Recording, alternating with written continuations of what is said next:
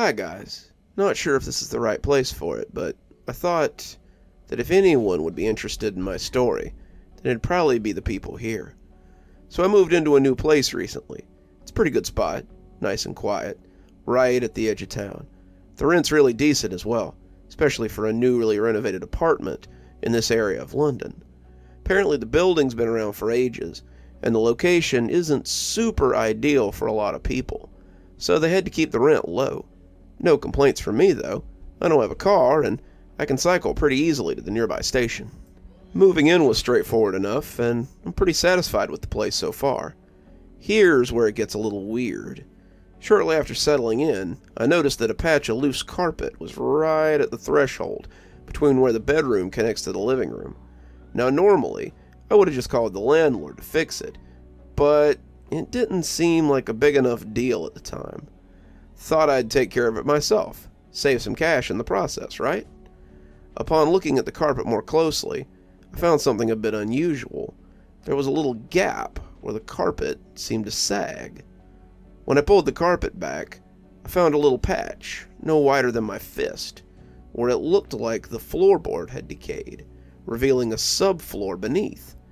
It was a bit like poking a hole in the top layer of foil on one of those prepackaged meals.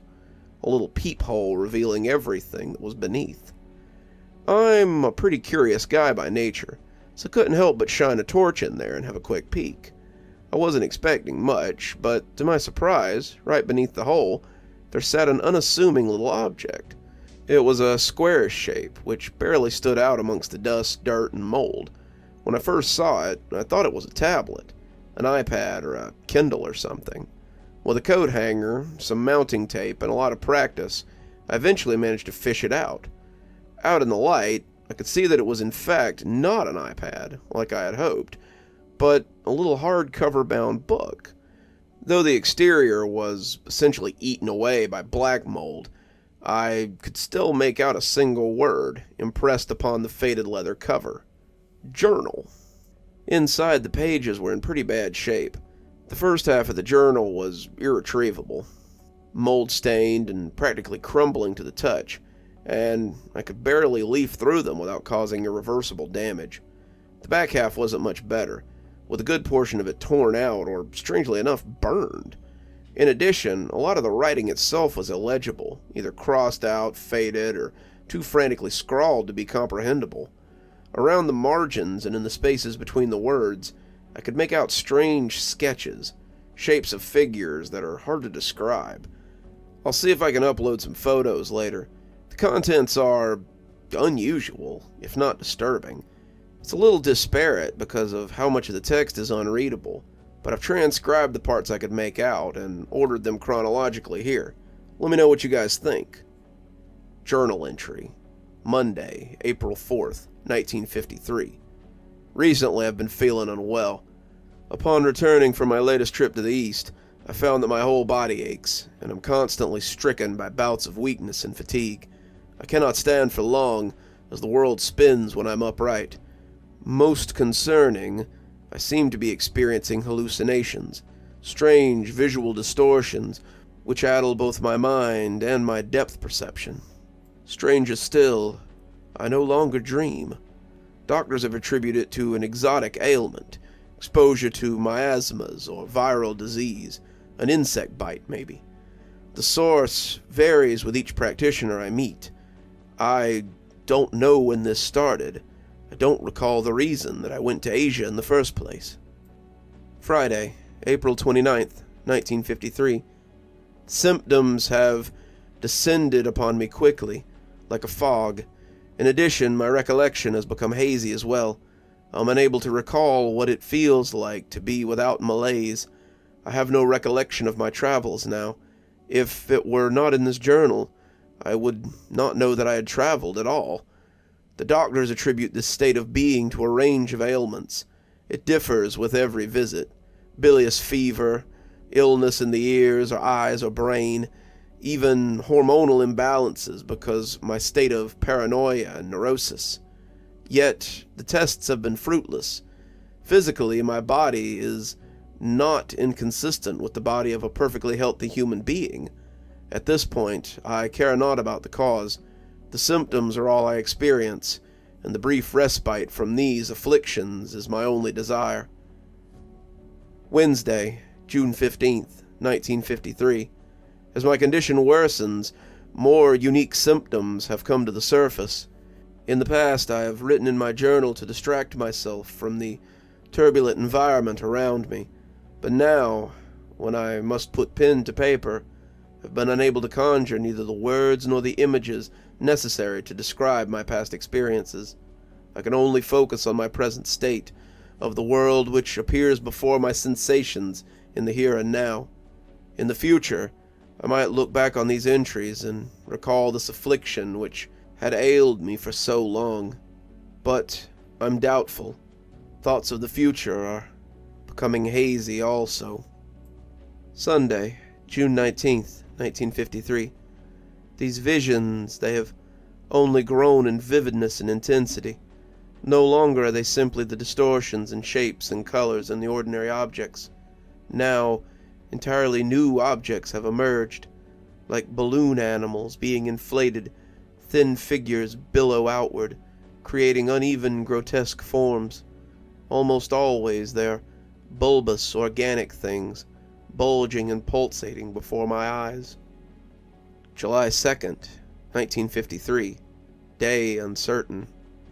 As I grow more accustomed to these visions, their features become more distinguished. What once was just vague, opaque blobs have now become strangely defined substances, or perhaps even organisms of a sort, perhaps even flora. Although they vary greatly in shape, color, and size, it is clear that there exists a certain resemblance between some more than others. It's possible they even belong to specific and distinct genre. But enough of this. To categorize hallucinations like they were undiscovered zoological species is an act that even my addled brain can recognize as insanity. July 1953. They've begun moving now. Soundlessly they creep across my sightline, some locomoting like caterpillars, while others slink on wireframe feet. These feet-thin feelers, reminiscent of an ant's antenna, poke and probe the ground ahead, as if searching for stable ground. Dozens of these feelers extend from below their bodies, globular, ovid masses, which appear as smooth as they are pliant. Others sit upon stem, like detached eyes floating in place.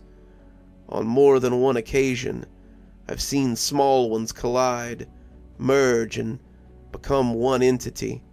Some of the larger ones, in fact, appear as a collection of small globules, orbs upon its body so numerous that it simulates fur. I can only wonder if they're a singular organism or simply a congregation of them moving as one.